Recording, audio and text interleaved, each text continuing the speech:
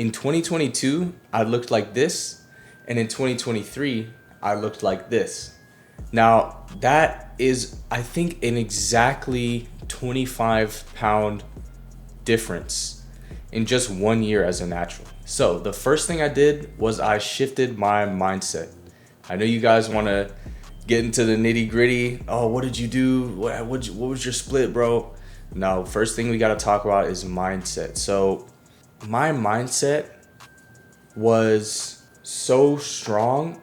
I felt like if I missed a day in the gym, like it was over. That was it. I was going to lose all my gains. Yeah, your mindset has to be strong. You have to be willing to change on an everyday basis. Otherwise, you're going to get nowhere, right? Nothing changes if nothing changes. You have to be the one doing the actions. Nobody's going to do it for you, right? No one's going to come save you. So with the mindset part out, the next thing is the fitness, the actual going to the gym. So what did I do? First thing I did was, I remember literally the first day. I actually remember the first day I went to the gym, right? Clear as day. I think it was about 6 a.m. I went with my dad. So that day, I think we did about 10 minutes on the treadmill just walking. And then we rotated on the chest machines. So the pec deck, machine chest press, incline chest press, which I didn't feel at the time. I thought that exercise was stupid. When I went by myself, I would just rotate all the body part machines. So I don't know how to describe it, but like all the body parts that you train for machines are basically in the same area. So I would just go to that area and train a certain body part. One day it'd be chest, one day it'd be back, one day it'd be arms, one day it'd be legs. I really didn't know what I was doing. You can't know when your first few times going, but the most important thing is to just go and then figure it out along the way. I was also doing calisthenics every day, right? I max out on pull-ups every night, and then I max out on push-ups every day, probably in the morning. And I always was trying to push for more reps. Came to terms with the push-pull leg split. This is my favorite split to this day. The only issue is now it's a little bit tougher because once you have a certain amount of muscle, it's harder to recover. So going 6 days a week is just not realistic for me. But for beginners, I highly recommend push-pull legs. Like, don't even think, just follow push-pull legs. Don't think, stop thinking. Just go do push-pull legs, whatever variation of whatever exercise is on a push-pull leg split. Find the ones you like. So that was for fitness, right? I did that every day for about 2 years, literally. Not every day, but every push-pull leg split day, I followed that. I didn't miss a single day, obviously, unless I was sick or unless something really crazy happened. I was dedicated. The second part, or I guess the third part, is nutrition. So this one is hardest, I would say, for most people. People really don't know what they're doing when it comes to nutrition. But for this video, we'll keep it to the basics to keep the video shorter. Let's just put it this way. So there are foods, right? If you go into the grocery store that have 30 ingredients on it, like for example, Cheerios, gummy bears, granolas. You want to avoid those as much as you can and only focus on eating foods with one ingredient. The best possible diet that you could have is a diet where you could name every ingredient in everything that you ate. I guess I can get into actually what exactly I ate. First thing I remember off the top of my head is I would eat 6 eggs every day. Super important. I would eat at least 4 eggs every day.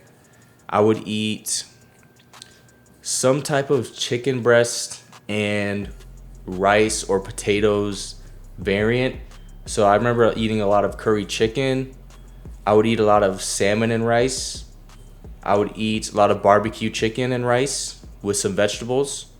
You really don't have to think too deep into it. Just search up chicken and rice meal prep videos on YouTube and just cook that. Fit it with your macros, cook that. Then I would eat PB&Js and a protein shake. So 2 cups of milk and then a scoop of protein powder. Shake it up, drink it. But basically what I did was I just started learning to cook, especially meal prep. So I would cook chicken, broccoli, and rice, the classic, right? And then I learned how to spice that up. And then once I mastered chicken, broccoli, and rice, I learned how to cook eggs.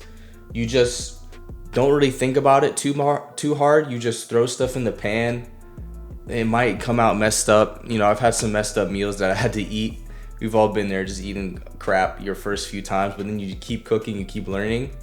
And I would say, honestly, I don't think you can get these results that I got without learning how to cook. I would say learning how to cook is probably the most important part of all this, honestly.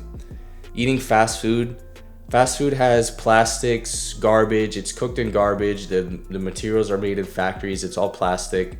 It's complete garbage. You won't see the same results. You have to stick to whole foods, eggs, chicken breast, potatoes, rice, peppers, whatever vegetables you like, protein powder as well. As you keep learning new recipes, you'll develop a meal plan. So then once you get this meal plan, you can do this before or after, but I would highly recommend downloading Macro Factor. I'm not sponsored at all. I use Macro Factor every day. I'll pull it up right now, actually. I use Macro Factor every day. It's on my phone right now. Go to a YouTube video, learn how to log your food, get a food scale, learn how to weigh your food, and make yourself a meal plan. Macro Factor can do it for you. ChatGPT can do it for you. But I recommend learning to cook and then kind of formulating your own meal plan. So that's what I did. So I ended up developing a meal plan that was around 3,000 calories and 150 grams of protein. For me at the time, that was about 300 to 500 calories surplus and 0.7 to 1 gram per pound of body weight in protein. For my supplements, I just took creatine and ashwagandha. And then the third part is just recovery and lifestyle. And this I would say is the easiest to master because these are things you should be doing anyway. Don't vape, don't smoke, don't drink, get good sleep. And that's basically all of it for recovery. You could do some crazy stuff like hot tub, sauna. I didn't really do any of that stuff. I just, like I said, made sure I got good sleep. Oh, drink water as well. Highly recommend. This probably should have been in the nutrition section, but it could also fit in lifestyle. Highly recommend you get a half gallon to a gallon water bottle. I like half gallon because whenever I tried drinking a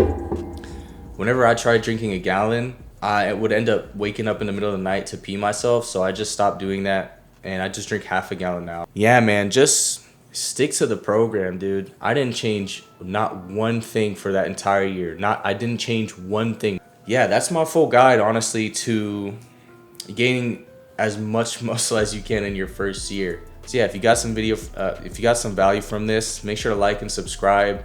Go follow me on Instagram at Gunning for Greatness. And if you need help with your training plan, don't be scared to hit the link in the description and book a call with me. And have a good day, guys.